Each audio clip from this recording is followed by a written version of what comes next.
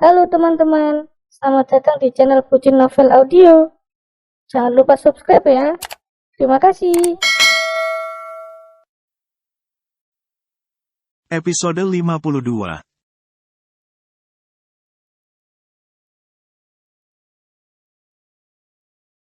Ya sudah, kalau kamu mau nikah sama Fajar, nikah saja. Urusan Sepri, biar jadi urusan Mama. Soalnya Mama juga yakin, andai Sepri bisa ngomong, andai Sepri bisa memilih mau dilahirkan oleh siapa, Sepri pasti enggak mau dilahirin sama kamu. Lihat saja, harinya kamu enggak ngapain saja, Sepri enggak keurus kalau bukan Mama yang urus, ucap Ibu Fatimah. Kok Mama bilang begitu? Kesal Septi. Akan ada waktunya kamu sadar karena Mama bisa begini saja, setelah Mama merasakan hidayah. Kalau sekarang, mau dipaksa seperti apapun, kamu pasti enggak bakalan mau, ucap Ibu Fatimah yang kemudian benar mengakhiri obrolan mereka. Bu Fatimah memilih pergi, membawa Sepri ke kamar mandi dan memandikan bayi tak berdosa itu dengan air hangat yang sebelumnya sudah ia siapkan. Karena seperti yang ia katakan, walau seharian Septi dikontrakan dan tidak melakukan apapun, Sepri tetap tidak terurus.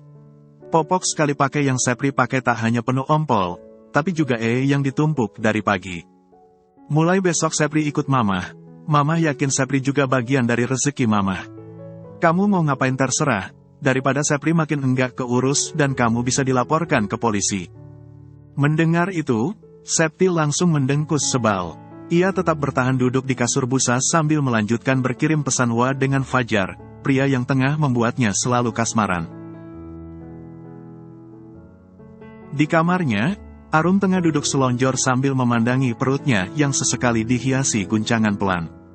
Guncangan yang terus berlangsung dan kadang berbarengan. Yang, ucap Kalandra yang baru datang, membuat musik klasik untuk bayi yang Arum setel di ponsel langsung menyeruak keluar kamar. Arum langsung menoleh menatap sang suami.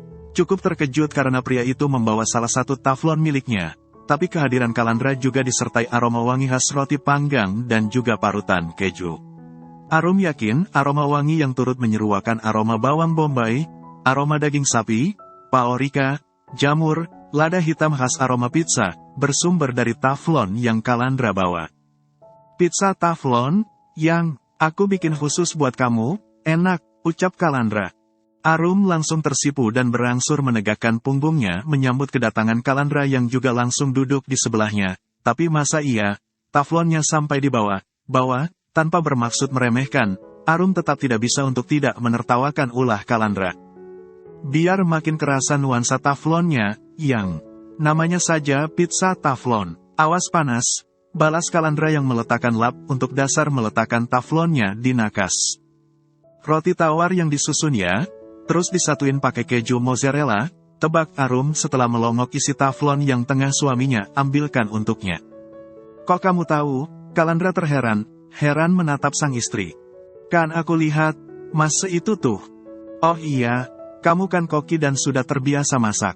Semacam baru aroma apalagi sampai lihat, pasti kamu sudah tahu komposisinya. Kalandra berangsur memberikan suapan pertama pizzanya kepada Arum. Gimana, enak? Arum yang tengah mengunyah, mengangguk sambil tersenyum. Ini enak banget. Pakai bumbu cinta spesial, ya? Ditodong pertanyaan layaknya barusan. Kalandra langsung tersipu malu. Kamu tahu saja, yang. Arum yang masih mengunyah, susah payah menahan tawanya. Ya tahulah, mas. Aku kan istri mas. Daripada tanya ke orang pintar sekelas dukun, seorang istri jauh lebih paham suaminya. Mau kebiasaan termasuk watak suami, yang paling ngerti itu tetap istri. Lagi Kalandra tersipu, tapi jujur, bagiku ini enak sih. Makanya aku berani kasih ke kamu. Kalau rasanya enggak mendukung, mana berani aku kasih. Apalagi di perut kamu, lihat tuh mereka senam setiap waktu.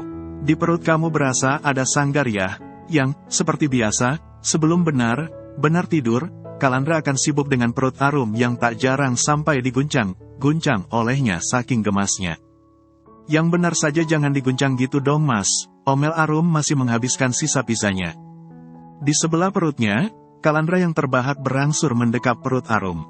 Kalandra menyemayamkan wajah maupun telinganya di sana. Seseorang mengetuk pintu dari luar dan ternyata itu Ibu Kalsum. Wanita itu membawa Aidan yang sudah kantuk dalam dekapannya. Ya Allah, masa iya taflonnya sampai ada di situ juga, ucap Ibu Kalsum sambil menatap heran keberadaan taflon di sana. Namanya juga pizza taflon, Mah, balas Kalandra layaknya ketika Arum menegurnya. Ibu Kalsum langsung menggeleng tak habis pikir, kemudian menyerahkan Aidan kepada Kalandra. Mas juga masih makan pizza buatan papa. Mau dihabisin apa mau langsung bobo? Lirik Kalandra sambil menimang Aidan, membawanya melangkah pelan meninggalkan kebersamaan di sana. Ya sudah kalian istirahat, Mamah juga istirahat, ini yang di perut beneran, ya, enggak bisa diem, pamit Ibu Kalsum yang juga sampai usap perut sang menantu. Apalagi makin hari yang di dalam perut Arum memang makin tidak bisa diam. Makasih banyak, Mah, seru Arum sambil tetap menikmati pizzanya. Iya. Ibu Kalsum menutup pintu kamar Kalandra dengan sangat hati mengakhiri kebersamaan mereka. Kalandra yang masih mencoba menidurkan Aidan, berangsur menatap Arum, yang, besok tolong bikinin sebelak ceker, ya. Besok apa sekarang? Tebak Arum yang juga selalu siaga di setiap suaminya minta dibuatkan makanan atau minuman tertentu. Karena sejauh ini, masih Kalandra juga yang merasakan sebagian besar ngidamnya. Besok saja, Yang. Sekarang aku sudah kenyang banget, dalih Kalandra yang berangsur melangkah pelan mendekati sang istri. Ia berangsur duduk di sebelah Arum, di tempat sebelum sang mamah datang. Aku kok penasaran, kira kenapa si Fajar beneran serius mau nikahi Septi? Ya, Yang, tanya Kalandra membuka obrolan mereka. Arum langsung berpikir keras, jodohkan cerminan diri, Mas. Dan mereka mirip banget, ibaratnya, macam rahasia ilahilah. Maaf ya bukan bermaksud menghina, tapi kalau dilihat dari segi fisik, sikap, sifat, sama materi Septi, itu sama sekali bukan kriteria Fajar banget. Aku bilang gini Mas juga tahulah korban Fajar sebelumnya. Nah iya gitu, makanya aku jadi heran sendiri, balas Kalandra. Arum tertawa, kita lihat saja sih, Mas. Kalandra mesem kemudian mengangguk. Ia mengalihkan tatapannya untuk mengawasi suasana sekitar. Kamar ini terlalu sempit, ucapnya yang sudah langsung dipotong oleh Arum. Enggak apa, enggak usah ada renovasi lagi. Nanti kan bisa langsung di kamar sebelah. Balik ke kamar sebelah enggak apa daripada dijebol temboknya. Makan waktu dan makan biaya enggak sedikit. Mending uangnya ditabung buat masa depan. Buat biaya sekolah anak contohnya, ucap Arum meyakinkan, nanti aku sama mama pelan siapin kamar sebelah buat anak kok. Semacam sebagian barang mereka bakalan ditaruh sana. Kalau anak ya tetap di sini. Pakai ranjang bayi nanti dijejer saja. Menyimak itu, Kalandra langsung tersenyum hangat sambil mengangguk paham, jadi enggak sabar pengin cepat gendong mereka. 3 bulan lagi, biarkan mereka lahir dengan normal. Balas Arum sambil elus perutnya menggunakan tangan kiri yang tidak memegang pizza. Baru saja, Kalandra juga menuntun tangan kiri Aidan untuk meraba perut Arum. Bocah itu tampak belum paham, tapi akan menyimak setiap penjelasan Kalandra. Yang mana, Aidan juga akan ikut tersenyum atau bahkan tertawa di setiap Kalandra juga melakukannya. Benar anak Kalandra, batin Arum. Gimana aku mau nikah? Kalau bapakku saja enggak urus aku, sekadar peduli saja enggak, kan, lirik Septi yang kemudian berlinang air mata. Marah, Septi merasakan itu. Dalam hatinya, ia mengutuk perbuatan sang bapak. Perlahan ia yang awalnya berdiri berangsur duduk di kasur busa yang menjadi satunya tempat duduk di sana. Karena semacam meja, di sana sungguh belum ada. Yang ada hanya tikar karakter di ruang depan, juga sebuah kasur dan lemari plastik peninggalan Angga. Jujur, Ibu Fatimah merasa sangat nelangsa mendengarnya. Ibu Fatimah sakit hati pada Pak Yusuf berikut istri barunya. Namun apa daya, wanita itu sadar, melawan bahkan menuntut keadilan hanya sia-sia. Malahan jika ia melakukannya, yang ada hanya buang waktu, dan tentu saja menambah lukanya. Ibu Fatimah sadar dirinya bukan Arum yang begitu tahan banting. Sebab mendengar keluh kesah Septi yang sudah dewasa karena diabaikan sang bapak saja, hatinya sudah remuk redam. Ia yang awalnya tengah mandir menimang Sepri, refleks terduduk lemas di lantai seiring tatapannya yang menjadi kosong sekaligus basah. Itu juga sih, yang akan Sepri rasakan. Kemudian walau masih merasa sangat terluka, Ibu Fatimah sengaja menoleh sekaligus menatap sang putri yang ada di hadapannya. Sebenarnya, semua yang kamu lakukan juga sudah kamu rasakan. Hanya saja, kamu masih belum juga menyadarinya, Sep. Kamu merasakan sakitnya dibuang bapak, itu juga yang dulu Aidan rasakan ketika Angga lebih memilih kamu. Itu juga yang Sepri rasakan. Menghela napas pelan, Ibu Fatimah berangsur menghela napas pelan, seperti halnya Mama yang meminta Arum menerima poligami, malah Mama sendiri yang merasakannya. Ia berangsur melirik pedih sang putri. Di hadapannya dan hanya berjarak sekitar 1 meter, Septi masih berlinang air mata. Datangi baik bapak kamu. Biasanya memang hanya anak yang bisa mengubah orang tua. Andai bapak kamu tetap enggak mau bantu, ya sudah, biar itu jadi urusan dia sama Tuhan dia, ucap Ibu Fatimah dan memang merasa tidak ada cara lain selain itu. Aku doakan bapak kualat, aku doakan bapak juga merasakan gimana sakitnya dibuang dan beneran enggak punya apa, sumpah Septi seiring kedua tangannya yang mengepal erat di sisi tubuh. Ibu Fatimah tak kuasa berkomentar banyak karena apa yang Septi lakukan barusan tak ubahnya bentuk kekecewaan dari putrinya itu kepada sang bapak. Apalagi sudah tidak kurang mereka mengajak Pak Yusuf menyelesaikan masalah mereka secara baik-baik. Namun Pak Yusuf sudah dibutakan oleh cinta barunya. Mungkin nanti, ketika Pak Yusuf jatuh dan tidak punya apa layaknya mereka, pria itu baru akan ingat mereka. Mbak beneran loh, ucap Widi pada Arum yang tengah mendata ulang pesanannya. Beneran apanya? Tanya Arum masih menyikapi sang adik dengan santai. Di sebelah meja kasir, ia malah ditinggalkan oleh Widi yang sampai keluar dari rumah makan. Suasana rumah makan sudah tidak begitu ramai, selain rumah makan yang memang sudah hampir tutup. Hanya tinggal beberapa orang di lantai bawah, sedangkan di lantai atas yang kosong, tengah dibersihkan. Widi kembali sembari membawa satu kantong berwarna merah dan tampak cukup berat. Itu apa? Tanya Arum. Aidan kriuk, sergah Widi. Selain memamerkan isi kantong merahnya, ia juga menjelaskan bahwa semua itu merupakan produk buatan Angga. Angga merintis usaha baru dan Widi baru saja dari sana, dikontrakan dulu Arum sempat tinggal. Lumayan mbak, tadi aku sampai antri, lagi lariskan semacam cireng, nugget gini. Widi juga memberi Arum 2 bungkus untuk kakaknya itu mencicipi. Seketika aku langsung melow, tapi aku juga bahagia juga. Akhirnya, Arum memang tersenyum, tapi ia juga berlinang air mata. Maaf, Widi menjadi merasa bersalah dan baru tahu di balik ketegaran sang kakak, ternyata Angga dan semua kisah mereka masih sangat sensitif untuk Arum. Enggak apa, dia juga berhak bahagia. Malahan Mbak bersyukur banget kalau pada akhirnya, dia mau bangkit. Mbak beneran merasa lega karena pada akhirnya, dia bisa tunjukin dia bisa jadi lebih baik. Syukurlah kalau dia juga belajar dari masa lalu, ucap Arum yang menarik sehelai tisu dari meja kasir, kemudian menggunakannya untuk menyeka air matanya. Widi hanya mampu menatap pedih sang kakak sambil kembali meminta maaf. Benar kata Mbak, alhamdulillah. Soalnya, aku juga akan seperti Mbak, aku juga bakalan ikut seneng kalau bapaknya anak belajar dari masa lalu kayak si Angga. Oalah itu, memangnya dia ada ngabarin kamu? Tanggap Arum sambil menatap prihatin sang adik. Widi langsung menggeleng, enggak ada sama sekali, Mbak. Ya mau bagaimana lagi, ini juga salahku, aku yang terlalu bucin ke dia. Pas bareng dan aku cukupi saja, dia enggak peduli. Apa kabar kalau sudah enggak dikasih apa, kadang kalau aku renungi, yang ada aku nangis banget. Sumpah nyesel banget kenapa dulu aku segoblok itu. Padahal harusnya aku tahu, menyesal selalu datang terlambat. Widi menghela napas dalam. Kadang kalau lagi ingat apalagi lihat anak, ya ampun berat banget.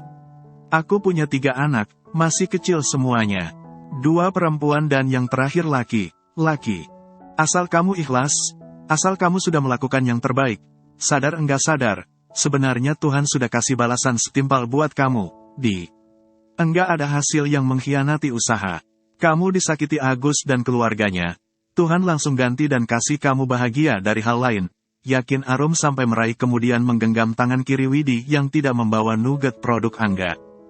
Sekarang kamu renungi, usaha kamu dilancarkan, kamu dapat lebih pekerjaan setelah kamu bercerai dari Agus. Bahkan penghasilan bersih kamu jadi 3 kali lipat lebih banyak dari ketika kamu masih sama Agus, kan? Lanjut Arum. Widi mengangguk. Alhamdulillah, Mbak, sebagian besar sengaja aku tabung buat persiapan sekolah anak-anak. Arum mengangguk terharu bersama air matanya yang berlinang. Ia meraih punggung Widi, mendekapnya hangat dan membuat tubuh mereka tak lagi berjarak. Alhamdulillah, Mbak beneran bangga ke kamu. Kamu yang dulu kerasnya melebihi batu, sekarang beneran jadi wanita kuat. Mamah idaman. Dipuji begitu, Widi jadi menangis. Mbak, aku belum sehebat Mbak. Ia menjadi terseduh. Jangan memaksa diri kamu buat jadi orang lain, Kemampuan apalagi kesuksesan seseorang kan enggak bisa disamaratakan. Kamu enggak boleh egois ke diri kamu, apalagi kamu sudah sangat bekerja keras. Kalau bisa, kamu juga wajib kasih diri kamu yang sudah sangat bekerja keras, hadiah. Karena kalau bukan dimulai dari diri kamu, siapa yang akan menghargai apalagi mencintai diri kamu? Arum masih memeluk sekaligus mengelus punggung sang adik penuh sayang. Widi kian terseduh memeluk Arum meski kenyataan perut Arum yang makin hari makin besar ditambah yang di dalam perut juga tidak mau diam, membuat agenda pelukan mereka penuh perjuangan. Sekali lagi makasih banyak, Mbak. Karena dari Mbak, aku belajar jadi wanita kuat dan bikin aku jauh lebih berguna. Jadi wanita kuat layaknya sekarang beneran bikin aku jauh lebih dihargai orang, ucap Widi masih terseduh. Hanya kepada Arum, Widi berkeluh kesah secara gamblang. Bukan hanya Agus dan masa lalu mereka yang membuatnya merasa lelah. Karena menjadi orang tua tunggal untuk ketiga anaknya dan ia harus sangat bekerja keras, juga membuatnya tak kalah lelah. Namun seperti yang baru saja ia katakan, menjadi wanita kuat layaknya sekarang jauh berkali lipat membuatnya dihargai oleh orang. Hari ini Kalandra pulang larut, tapi Arum yang belum bisa tidur segera menyiapkan air hangat untuk suaminya itu mandi. Kemudian yang Arum lakukan adalah menyiapkan seblak karena Kalandra sedang sangat suka memakan makanan berkuah dan terasa pedas tersebut. Hari ini ada cerita apa? Tanya Kalandra sambil mengeringkan kepalanya yang masih setengah basah. Satu mangkuk besar berisi seblak baru saja Arum hidangkan di meja depan kursi Kalandra akan duduk. Hari ini setelah sekian lama Pak Haji selalu enggak pernah absen, dia mendadak enggak datang. Mas, cerita Arum yang kemudian meraih kantong plastik merah berisi cireng, dan juga aneka olahan nugget selaku usaha terbaru dari Angga. Arum duduk di kursi yang sengaja Kalandra dekatkan dengan kursi pria itu akan duduk. Kalandra yang menahan senyum dan belum apa sudah merasa lucu, langsung menatap Arum, berasa ada yang kurang pasti. Ya. Arum mengangguk, iya, Mas. Bener, jadi ada yang kurang, enggak ada yang berisik karaokean. Apa ceramah jadi musafir cinta? Kalandra sibuk mengangguk sambil tetap menahan tawanya. Minum air putih dulu, baru makan seblaknya. Mas, ucap Arum yang mengambilkan segelas air putih yang sudah ia siapkan, di depan mangkuk berisi seblaknya. Mas ada yang mau diceritain? Tanya Arum setelah Kalandra selesai minum. Sini aku suapin. Ini masih panas banget, ucapnya mengambil alih sendok yang baru saja Kalandra ambil dari sisi mangkuk. Ulah Arum kali ini membuat Kalandra tersipu. Tangan kanan yang awalnya baru saja memberikan sendok kepada tangan kanan Arum, berangsur mengelus kepala wanita itu penuh sayang. Jam segini kau belum tidur? Ada yang kamu pikirin? Tanya Kalandra. Arum yang siap menyuapi Kalandra berkata, bawaan bayi kayaknya Mas. Lagian Mas belum pulang, hujan angin sama petir jegler, Mas pakai motor bukan mobil. Ya sudah, pikiran otomatis muter. Iya soalnya aku langsung pulang. Dari Purwokerto ke sini di tengah perjalanan mendadak hujan makanya aku sengaja rehat sebentar. Kalau yang lain malah sudah di penginapan dekat Dieng dan mereka baru akan pulang lusa sekalian liburan dari perusahaan, balas Kalandra. Tak bisa jauh dari Arum dan Aidan, Kalandra memilih langsung pulang setelah urusan pekerjaan dari perusahaannya selesai. Malahan saking tidak bisanya jauh dari istri dan anak, Kalandra sama sekali tidak tergiur acara liburan bersama yang disediakan oleh perusahaan. Arum tahu itu, alasan utama yang juga membuatnya tidak bisa tidur sebelum suaminya sampai. Ya sudah, habisin, ucap Arum sambil kembali menyuapi Kalandra. Kalandra mengangguk bersemangat, iya, Seharian ini aku kelaparan karena enggak ada makanan yang cocok. Nyoba beli seblak juga enggak ada yang cocok. Tahu gitu tadi aku bikinin Mas Bekel. Tapi kan ada acara besar, masa Bekel, ucap Arum yang juga mengatai makin hari ngidamnya sang suami makin rewel. Ini beneran ngidam apa fase lain? Ditanya begitu oleh Arum, Kalandra langsung tertawa. Jadi tantrum mulu, kan, lanjut Arum. Setelah acara makan seblak selesai, Arum langsung membahas kabar terbaru Angga. Usaha gimana? Kalandra langsung meraih kantong yang Arum suguhkan. Wow, mereknya nama Mas Aidan. Ia mengamati saksama semua itu. Bolehlah yang gorengin. Arum terkejut, itu tadi sebanyak itu sepanci ajaib, belum kenyang, Mas. Kalandra langsung tertawa, mumpung kita belum ngantuk, terus sekalian review, yang. Lagian, masakan istri sendiri masa enggak dihabisin. Arum yang menjadi sibuk tersipu berangsur menggeleng tak habis pikir, paling bisa kalau kasih alasan.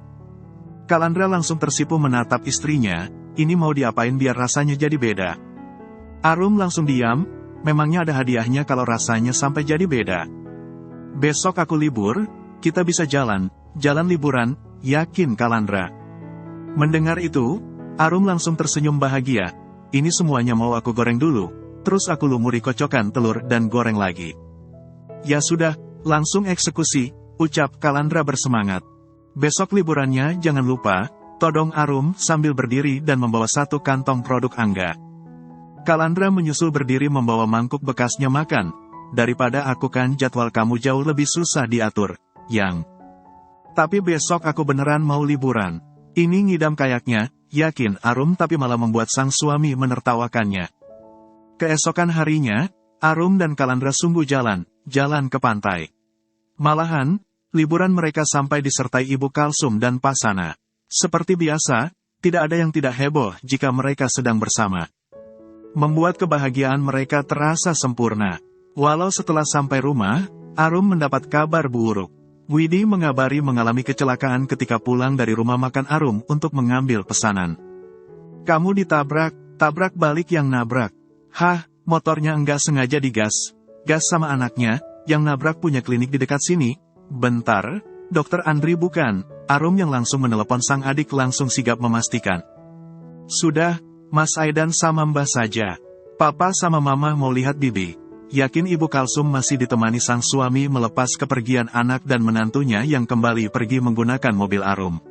Karena seharian ini saja, Arum yang menyetir dipantau Kalandra dan memang sengaja agar Arum makin lihai menyetir. Wajah sebelah kiri Widi baret parah. Termasuk tangan kiri yang sendinya sampai geser. Itu luka paling parah. Selain motor Widi yang juga langsung diperbaiki di bengkel depan klinik dan memang masih punya Dokter Andri. Ini bukan modus biar kamu dapat pasien, kan, Andri? Parah itu wajah iparku yang baru juga glowing sudah baret parah, ucap Kalandra yang langsung tersenyum miris. Ih sembarangan banget kamu Kal, itu si Nisa kan awalnya aku baru manasin motor buat pergi. Aku enggak tahu kalau dia udah ada di atas motor main gas. Motorku langsung maju dan anaknya pun langsung ke bawah. Aku tangkap anaknya, motornya melaju sendiri dan malah nabrak iparmu. Balas Dokter Andri. Kenapa harus ipar aku? Motormu tahu banget nabraknya milih yang janda. Kali ini Kalandra tertawa, tapi asli itu dagangannya hancur. Dia aslinya juga sibuk banget, lanjut Kalandra. Sumpah, Kal, aku ganti semuanya, termasuk semua biaya kerugian dan juga pengobatan, yakin Dokter Andri. Mendengar itu, Kalandra langsung menertawakan sahabatnya lagi. Kamu takut banget aku kasus? Ya, pria di hadapannya langsung tikuk. Dokter Andri langsung menghela napas dalam kemudian berkecak pinggang dan membungkuk loyo. Asli, aku masih trauma banget lihat Nisa histeris ketakutan. Jantungku nyaris copot. Beneran nyaris copot karena motorku malah tetap nabrak orang. Bersambung dulu ya teman-teman.